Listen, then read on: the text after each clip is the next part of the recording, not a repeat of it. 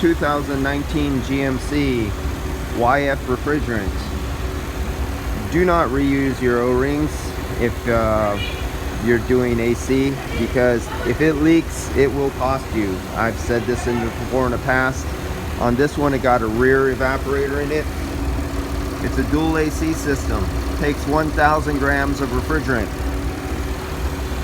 1,000 grams of refrigerant of YF is, come on, focus,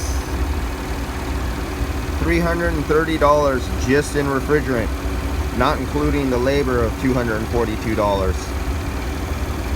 So this is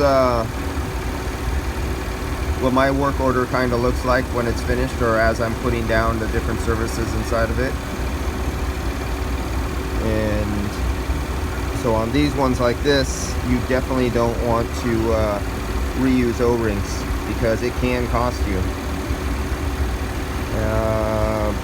And then I do things like on the vacuum, take the vacuum, show down how much vacuum goes.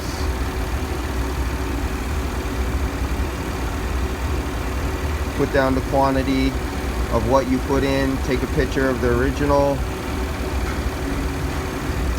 Even include temperature of the day at the time I did the test, because that'll affect your pressures.